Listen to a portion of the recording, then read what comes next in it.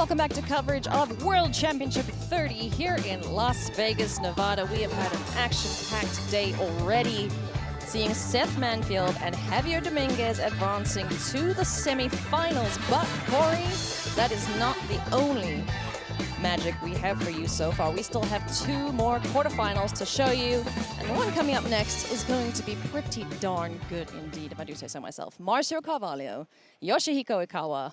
Oh, that's going to be a good one. 2 phenomenal players, you know. Marcio has had so many deep runs in these World Championships, so you know he's hungry to get a little bit better than second place, but got to get through one of the best to ever do it. And Yoshihiko Ikawa already won a Pro Tour this season. He has indeed, and playing one of my favorite decks this weekend, Group Prowess. This deck just wants to do one thing, and that is target your little mice, make them enormous, and throw them at people. Yep, this isn't the ley line version that we saw from John Emmanuel Deprat. This is the more dialed back version, trying to play a little bit more of a mid-range deck, but still can have that explosiveness to win the game very, very early. On the other side of things, though, Marcio is running plenty of what the Group Prowess deck does not like, and that is spot removal. Yeah, there's a lot of it, too, here. This has got to be a pretty good matchup for Marcio, I would imagine. 3 Anoint with Affliction in the main deck here is going to be excellent. 4 Go for the Throat as well, and 3 Cut Down. Yeah. That's about as much removal as you are going to see, so Yoshihiko Ikawa probably does not love the sight of that. I mean, also, not to mention Glissa Sunslayer, who did such first strike. Yeah, those mice are not going to get through her very easily. We are joining these players in Game 3. Yoshihiko Ikawa picking up the first game, followed by Marcio tying it up. So in Game 3 now, we are post-sideboard. Corey, what did the players do? Yeah, absolutely. So kind of what you would expect from Marcio. Marcio took out the Caustic Broncos and the Unholy Annexes, kind of the card advantage engines here, and brought in just much more removal. Gix Command, Harvester of Misery, Choking Miasma, which is a very nice one at dealing with a wide battlefield. Dreams of Steel and Oil, Tranquil Frillback, and Liliana came in. And then from Yoshihiko Ikawa, brought in Patchwork Formation to deal with these big demons, Urbrass Forge, Obliterating Bolt, and Questing Druid, and took out some of the removal spells, Shock, Scorching Dragonfire, Torch the Tower, that kind of thing. Alrighty. Well, players getting things underway. Yoshihiko Ikawa just making himself a little investment plan there. Going to be sending these slick shot show-offs to the plot zone. So he's doing a great job here of taxing Marcio's mana. If he just plays these slick shot show-offs, Marcio is able to just go end step removal spell, untap, I use my mana, you have 1 less threat. But what Yoshihiko Ikawa is doing here is waiting till he has a bunch of removal spells, or a bunch of pump spells, a bunch of ways to protect these slick shot show-offs, and then try to win in one fell swoop. Yep. And that is going to be the game plan here for Yoshihiko, because he does only have those 2 Snakeskin Veils. We haven't seen yet if he has one of those in hands to protect, but yeah, the more the merrier. And now that Marcio tapped out for a big threat, if Yoshihiko Ikawa can do something like destroy that on end step and then untap with both of these, and he has the way to destroy it, and then untap with these 2 slick shot show-offs, he can really, really pop off this next turn. Yeah, Paw Patch Formation, able to cleanly answer any of the big threats in the sky that Marcio deploys. And then what does he have to follow it up with? I saw Monstrous Rage for sure. Ooh, yeah, Monstrous Rage. Wow, he didn't destroy it? Okay. Interesting. Maybe he just wants to get the extra pump? Sure. Okay, so that leads me to believe that he doesn't have a ton of spells. He's just wanting to get that as the additional +2/+Os. That's still a heckin' lot of damage there. Yeah, absolutely. Good grief. So it's at 3, 4, Huge 5, hit. 6, 7, 8, 9, 10, 11. 13, I believe? Well, let's see what he goes down to. Yeah. 13, nice.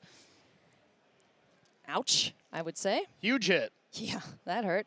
So now Marcio is priced into trying to deal with both of these at the same time. Otherwise, it's very, very likely that Yoshihiko would be able to take him out in the next attack step. Yep, and he did a nice job of Monstrous Raging one, so just in case Marcio had a Choking Miasma, it wouldn't be just a clean 2-for-1, but so much removal, wouldn't be shocked if he just points 2 removal spells at these flyers. Well, you won't be shocked. He boarded those out. Oh, fair, fair. Nice one. Nice. Gotcha. But overall, only 3 cards left in hand for Yoshihiko Ikawa, and I'm just getting a vibe that his hand is not that great. Otherwise, he would have killed at end step. Yeah. And deal with that demon, and then just went off. Gone crazy. So we do see the... oh, cool. You're going to kick the Manifold Mouse. So we have 2 little threats on the board now. that can target each other, give double strike or trample. And we also did see in hand he has the Questing Druid. Okay, perfect. So that is a way to gain a little bit of card advantage. Tranquil Frillback hits the board. We're going to gain some life there for Marcio. A nice versatile card here in just the format. It's just great in the format. Dealing with Graveyard against the Azorius Oculus deck, destroying big enchantments like the Overlords, and just gaining life against aggressive decks. Yeah, it's very cool. And making sure that he tapped correctly there. As long as you tap that way to play it, then you pay the 1 green, that's fine. So maybe shortcut it a bit, and players just double checking to make sure we got life totals correct. So the turn will pass back to Yoshihiko Ikawa now. And he's going to have to hope for a big turn here, and Marcio is going to hope for exactly not that as we Obliterating Bolt that dinosaur off the board. All right, that was a large hit there. Wow, that dinosaur saved Marcio's life. Yeah, really did. And now we'll see what the follow-up is. I saw one go for the throat and then like a couple of Mosswood Dreadnoughts. Yeah. This is where he was very much hoping to have the choking miasma. That's really great. Yoshihiko Ikawa is just crossing his fingers to say, please not that. And he can probably beat basically anything else. Yeah, choking miasma is such a cool card. Yep. It's kind of like a baby Gix's Command. Yeah, a little bit. Yeah, just for the one mode though. Gix Command at home. Another Frillback, more life. So a ton of ways that Yoshihiko Ikawa can win the game here. So many, because at surface value, he has the 1 spell already to make this Slick Shot show off 3 power, give it double strike. That's 6 damage already, plus attacking with the mice. He's already has 7 damage on the field with the Questing Druid. So if he can just play a second spell. Just keep in mind, it's just the mice that are able to get the double strike. Excuse me. Yep. Or the double striking bird would be cool. Yeah. I always think that mouse is even better than it is. Yeah, no, let's not make it a mythic, huh? There we go. But still, super powerful indeed. You know, the 2 mice could give each other double strike, so that dinosaur definitely dies. Yeah, yep. So Yoshihiko doing some math now. Marcio up to 8, so the life gain really helping. We're going to see. So this is 5 damage. Okay, cool. So we have a 1 mana or 2 mana now spell that we can cost. Playing that would equal 6 damage, so Yoshihiko Ikawa has to find a way to get through 1 more spell. Oh, Urba's Forge. Okay, so that'll pump up. Okay, so that's another 5 with the show off, 6, 7 with the mice, and 8 with the thing. That should be Exactsies. Yeah, Marcio just going to double check, get in the way of the thing doing the most damage he can block, and that's going to go to game number 4. Goodness me. So any changes going into this matchup? Yeah, so we'll check it out. A little bit of changes from Marcio. Marcio did bring in a Duress, took out a Liliana now that he is on the play. You do usually like to have cards like Duress more on the draw, where Liliana is not great when you're on the draw. There's just too many creatures, so makes sense that we bring that in. And then Yoshihiko Ikawa brought in a Bolt and took out 1 Forge. So minor changes. Yep. We're going to see Yoshihiko do something similar as the previous game, just plotting away those Slick Shot show-offs, and Sentinel of the Nameless City hitting the board here for Marcio. This is a great threat to play against the ground attackers, because Marcio can present a fast clock, well, could present a fast clock while blocking, but Obliterating Bolt here just being excellent. Yeah, get out of there. That's a great creature. All right, let's see if there's a Choking Miasma. That's, again, what Marcio is kind of always looking for on a battlefield like this. Even a 2-for-1, you don't want to get too greedy against this deck, because Yoshihiko Ikawa could untap and win the game pretty easily. There it is. Nice. All right, Huge for Marcio. Board taken care of on Yoshihiko's side, so Marcio's life total won't be going too low down, but Urbrask's Forge, this is something a little trickier to deal with unless we have a Frillback in hand now for Marcio. Yep, absolutely. This will win the game eventually without a Frillback, so or a quick clock, which Archfiend definitely does. But this is a really big clock. You have Archfiend. It's now a 7/7. Plus you have the cottages. You can wake up at any point. Yep. That's a 2-turn clock already if Yoshihiko Ikawa doesn't have a way to deal with the flyer. Pull patch formation 1 time.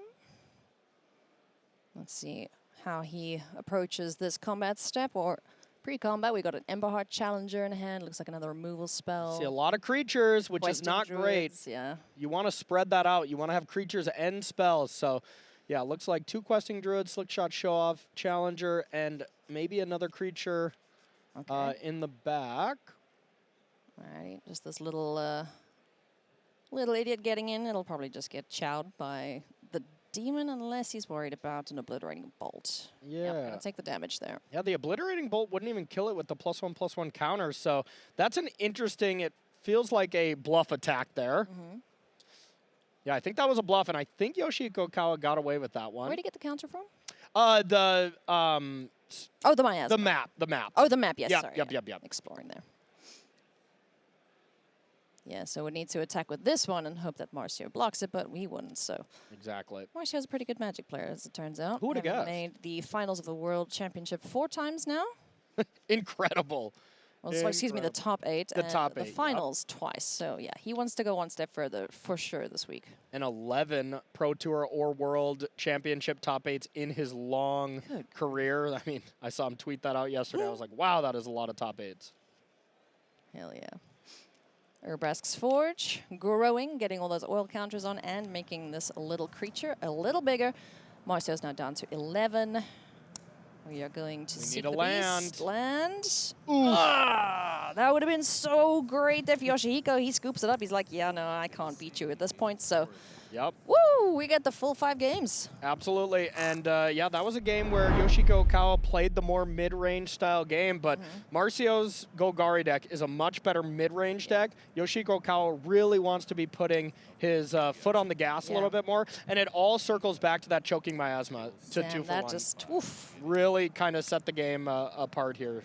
Yeah, pretty much shut the door there on Yoshihiko. Yep. He did his best to come back, but yeah, if he just found a land there, we would have had a longer game there, but oh boy. And now Duress gets to take a look in hand, 2 Paw Patch, as well as the talent, so that's going to get taken, send that to the bin. This is big game here for Marcio, not only because he took arguably the most powerful card with the Innkeeper's talents, but now he has the perfect information to know, hey, don't play flyers. Yeah. You know, like if he plays flyers, 2 mana to deal with Archfiends and stuff is too big of a thing. So Marcio is going to just try to kill creatures, gain some card advantage, maybe find Glissa. Glissa would be sweet. Glissa's the big hole in Yoshihiko Ikawa's hand. Yeah. Emberheart Challenger dealt with, courtesy of Cut Down. Surveil there with Mortuary Mire. And now Urbrask's Forge. Uh-oh. Huge draw step here. Once again, Glissa just being the best card. So if we have Glissa here, big advantage to Marcio. If not, oh, there she is. Huge. She's here, on time, ready to rock and roll.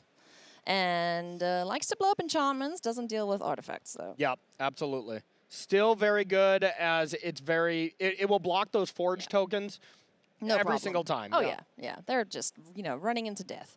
Yeah. Boink, dead. Yeah, and whether you, you can't give it double strike or trample or anything, but it just wouldn't matter. Glissa eats up all these creatures. Yeah. The Manifold Mouse can target the Heartfire hero to give that double strike. Yep.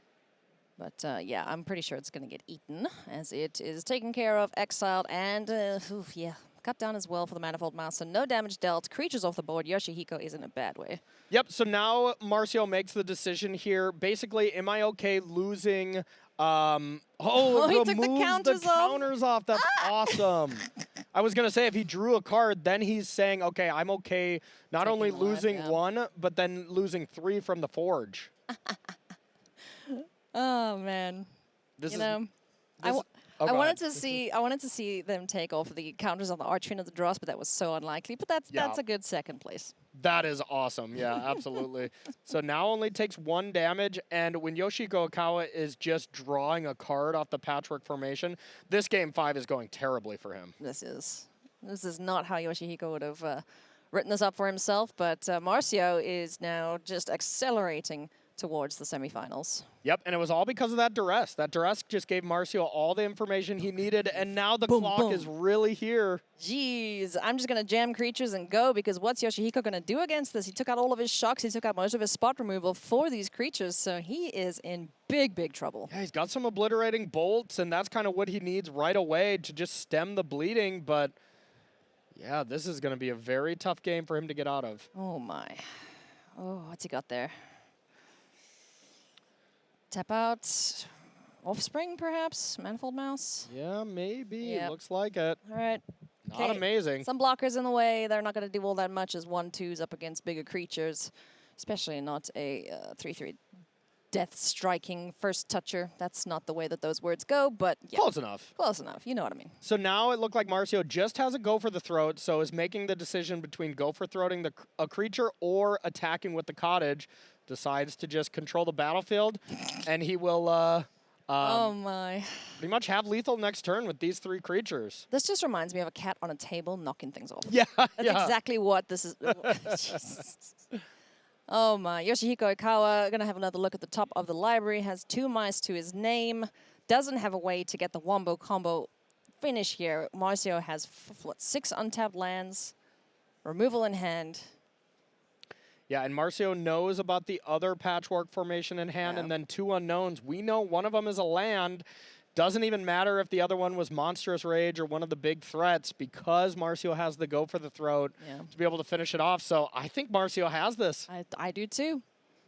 You know, what an absolutely incredible season, though, from Yoshihiko Ikawa. Yeah. He can be absolutely, you know, proud of his achievements as well as his team's. Yeah, he took a break from the game a little bit and then said, you know, I want to come back and give it my best for another year. Starts it off basically right away with a Pro Tour win in OTJ. We got to witness that, and it was an incredibly awesome moment. So him winning with Domain, and pretty much plays the opposite deck here. Yeah. It's like, yeah, you know, I did the big creatures, the big leyline binding plays.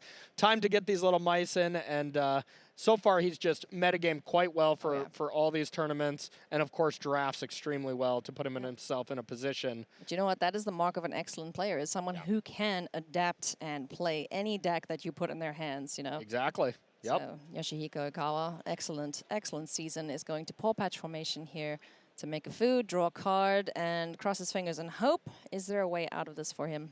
I think it might have been an Urbras Forge as a top deck, which is not good, as this Glissa has just done a great job of controlling that card. It may not be able to destroy artifacts, but it definitely neutralized them. It definitely does. Oh, man. These little mice are doing their best. Yep. But without any backup, any pump spells, there's no real way that they're going to get this job done for him.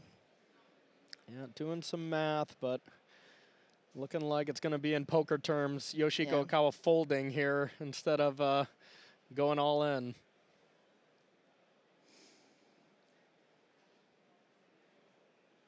Big thank you for Yoshihiko. Is he going to go for an attack? Yeah, and I think Yoshihiko Ikawa is doing all the math here with the thought of Marcio can't have anything. Yeah. And like the thing he already has face up is just a cottage to block. So Marcio can animate a cottage, go to blocks, and then go for the throat. Like, so can kind of do it all here.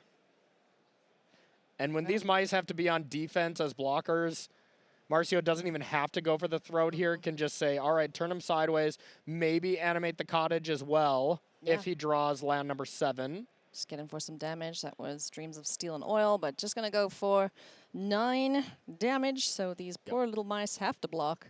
Yep, the exact same play that Marcio made last turn. Attack with everything, animate the cottage as a blocker, and have go for the throat. That recipe is just so safe for him right now. Yeah. The only scenario is like this thing gets double strike. He has a Monstrous Rage and a Snakeskin Veil to protect. Yeah. And I don't even think that's anywhere near close, so. Yeah, because it'd be 3, 4, 5. It'd only be like 10 damage. Yeah. Because it doesn't get a counter like the Heartfire Hero does, and also doesn't do the convenient exploding to... Yeah, you can pump with the Village as well to get this to 2 power. With Monstrous Rage, it gets it to 5. Snakeskin gets it to 6. It actually would be pretty close. But yeah, with Forge being there and those not being the cards in Yoshihiko Ikawa's hand, I think we're going to be looking for a tough spot here for Ikawa. Yeah, definitely. Once again, the cottage animated. It's going to block one of these creatures, taking 2, it looks like. So down to 11 goes Marcio. Both of those creatures will disappear. Monastery Swift Spear is not a creature you want on defense either. There's the go for the throat, and that is going to be enough to do it. Márcio Carvalho is going to another semifinals. Another Forge. Good grief. Congratulations to Márcio Carvalho. He continues his run towards the finals to try and finally get that checked off of his to-do list. Yep, absolutely. That's step one. Got to win 2 more matches, and then he can finally, you know, rest a little easier, finally winning a world championship. It seems like that's the only thing left on his long, long resume that he hasn't accomplished. So, going to be a big couple matches there for Marcio. Big congratulations. He's dialed in. He wants it. And I think whoever he faces next, he has played some great Magic every time that we watched him on camera. He has. Just some really clean Magic. So. Well, let's hear what Marcio had to say after his match with Cedric. Márcio Carvalho is no stranger to the Sunday stage at the World Championship, coming off of a huge win in a very long matchup. Marcio, a brief summary of that 5-game set. Well, it was really hard. He won game 1, I was on the play. I won game 2, then he won game 3, so I was back against the wall. Then I won game 4, and game 5 he had like too many 8 cards and not many creatures, and I cut down, I Durus, and I got there. Getting there is what you've done, so now it's time to try to get there again. Semifinals, you could play against Quinn Tonole on red, you could play against Max Rappaport on Demir. What's your preference? Well, I think the mono-red matchup should be better, but I don't like to get nut rod, so maybe I would want to play the Demir because it's a longer game that I can try to agency my skill. Marcio, you told me earlier when you walked over here, 2 to go. 2 to go. 2 more, 2 more, 2 more. That's what all the players are thinking right now. And we still got 1 more for you, friends. 1 more quarterfinal. Quinn Tonole, Max Rappaport. Quinn Tonole, the only mono-red player in this World Championship. Undefeated so far, and is going to hope to repeat that now up against Demir midrange in the hands of Max Rappaport. One of these players will be facing Márcio Carvalho, and they're going to have a very, very tough time against our Portuguese killer. Yeah, absolutely. And I like what Marcio said there. I mean, mono red, like there's some draws that when Quinn's on the play, which, you know, Quinn is a very high seed in this top 8, Quinn being on the play can just win out of nowhere, and Marcio just will not have the ability to deal with it. So Quinn's deck's pretty sweet, hasn't lost yet, has the highest win percentage out of any deck because, well, he's the only one playing it, and XO. Man, what a weekend. Even if he falls in this quarterfinal, that is one heck of a statistic to take away from a World Championship. So both players ready to rock and roll. Let's see if we can continue this winning undefeated streak here for Quinn. Absolutely, and both these players relatively unknown to the biggest stages, the Pro Tour Top 8s, Pro Tour Worlds in general, but not unknowns to the players that know. You know, the players that have seen these players game online and stuff, they're very accomplished, talented Magic players for sure. Yeah, Max qualifying through the Magic Online Championship Series. Yep. So again, if you guys want to get onto the World Championship stage, go pick up Magic Online or Magic Arena if you can't get to your local game stores. I also played against Quinn twice in a tournament earlier this year. He was on mono red there as well and destroyed me 2 times in a row. I was really impressed with his play. And yeah, he's a absolute master with mono red. Has played it in a lot of different formats. Really knows his craft for sure. Oh, and a fun fact about Max Rappaport. Yeah. Also undefeated in Constructed. Really? So someone is ruining someone's day and their perfect run. Yeah, Just unreal. Okay. Alrighty, Hired Claw getting to work here for Quinn Tonole. Hardfire Hero joins the fray. Spyglass Siren on the other side of things for Max Rappaport, playing Demir midrange. Yeah, and this is once again a little bit different of a Demir deck. It's crazy. I think we have like 4 Demir decks in the top 8. All of them are different. You know, so it just shows the depth that Standard is right now. Standard's an incredible format. And this version is Max playing Preacher of the Schism, as well as some Kaitos and even some Gix, something that we haven't seen a lot of. But the Preacher of the Schisms is a great card here at being able to create a bunch of vampires. If you just see the composition of Max's deck, it's a bunch of 2-ofs, a couple 1-ofs. Like, it almost reads like a limited deck in the way he's built it. Yeah, and I mean, that is a nice way to build your deck when you're playing in an open deckless tournament. You see these, and it's just like, well, I can't play around a bunch of 1-ofs, so you kind of get lost in the sauce a little bit. I love that saying. Here comes Fairy Mastermind, doing an excellent job thus far this weekend, and Quinn, recognizing he wants nothing to do with it, is going to shock it and get it off the board.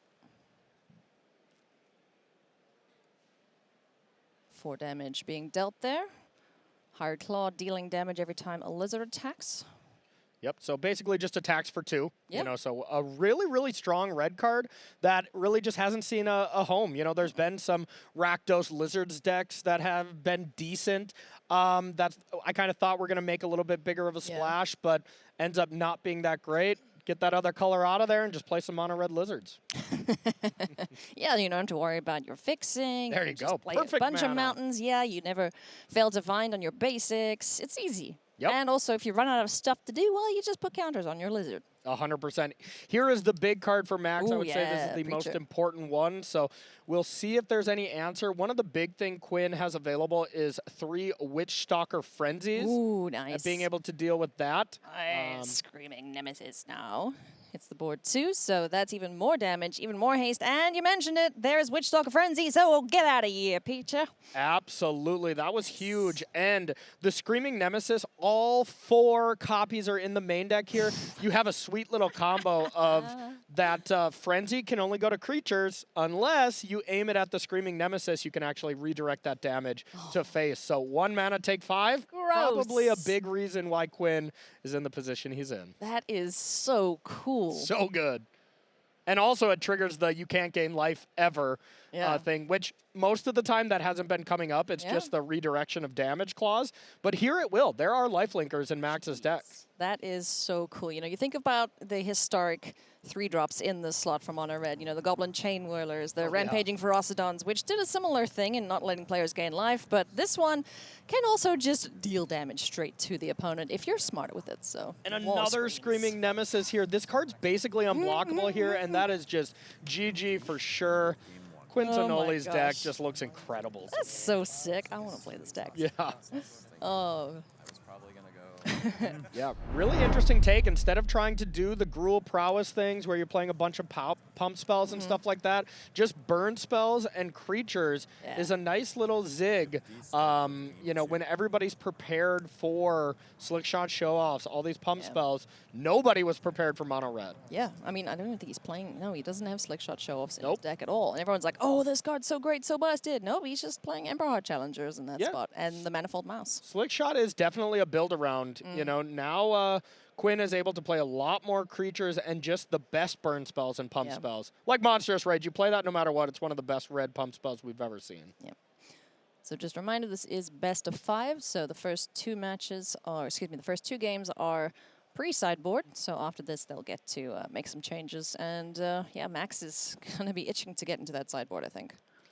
I also love that Quinn has all mismatch mountains. I don't think a single one matches. That's okay.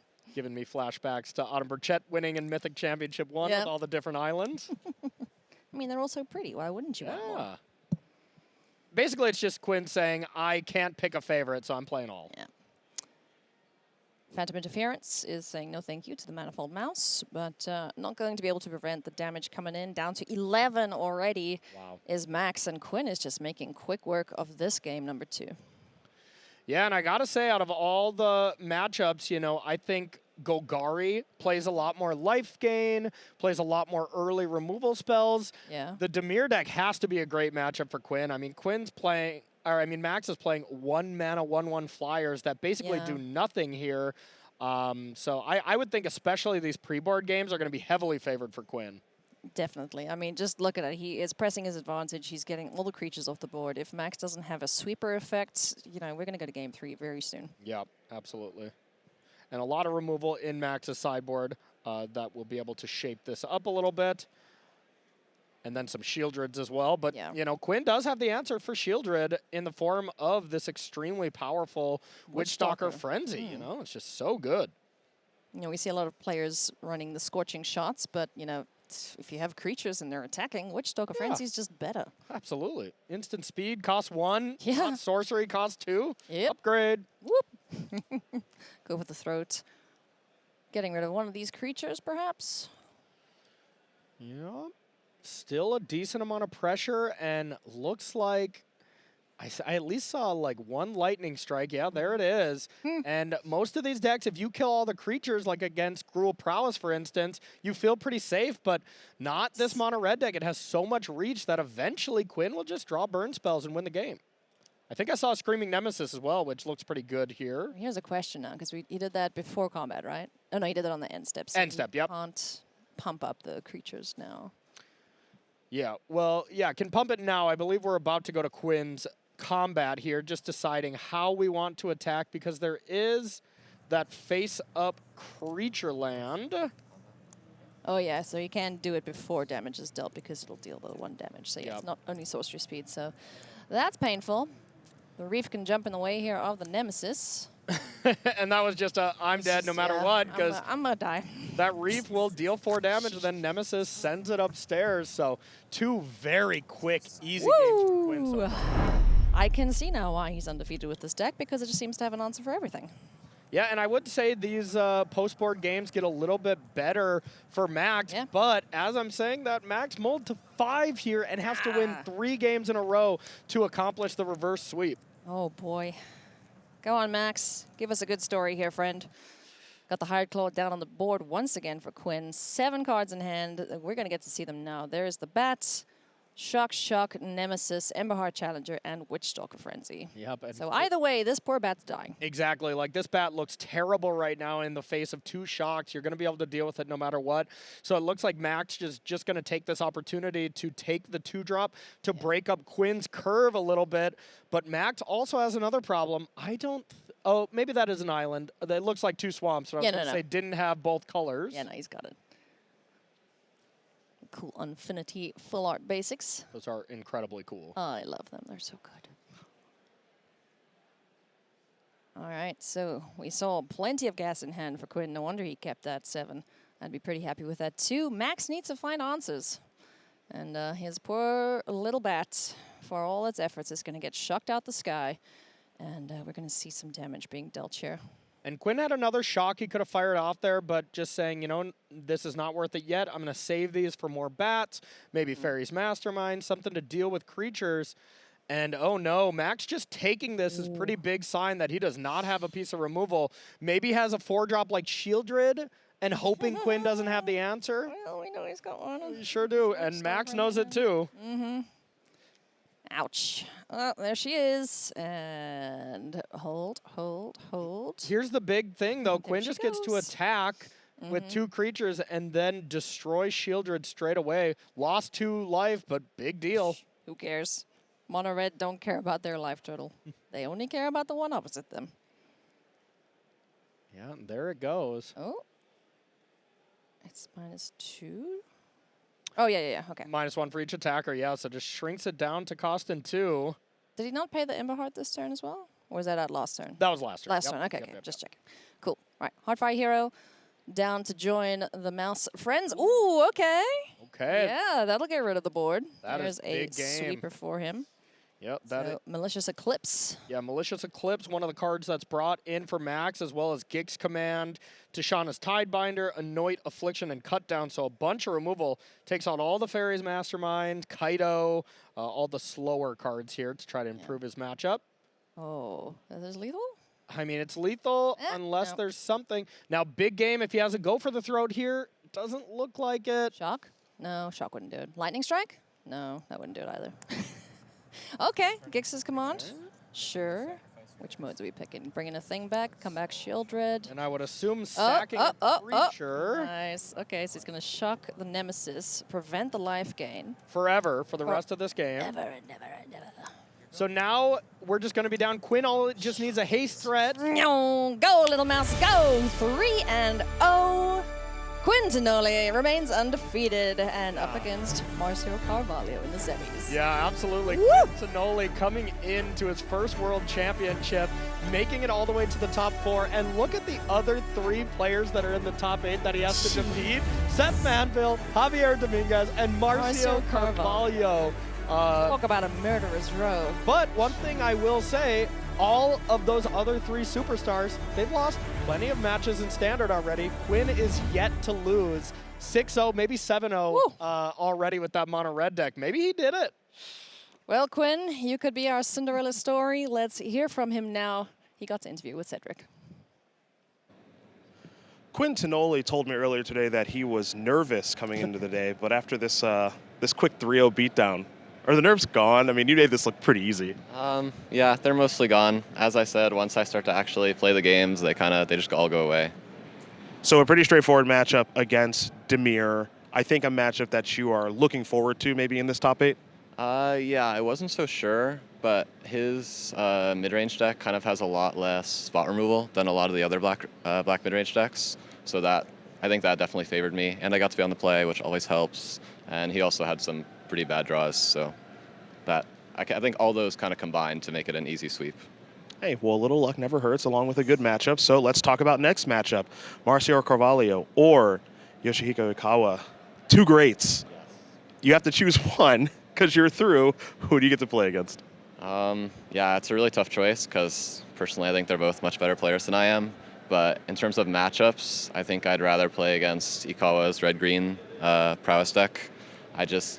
I feel very advantaged in that matchup because I have a lot more removal than they do, and I have a lot more Screaming Nemesis, which in that matchup is very strong. It makes their attacks pretty bad, and I guess I beat Marcio in the Swiss, and I beat one green-red prowess in the Swiss, so it's kind of, I don't have like that much past experience against those decks, but I think I'd rather play against red-green. Well, red-green is ideal here for Quinn with his mono-red deck. Those mismatch mountains, they're still getting the job done. Quinn, good luck. Thank you.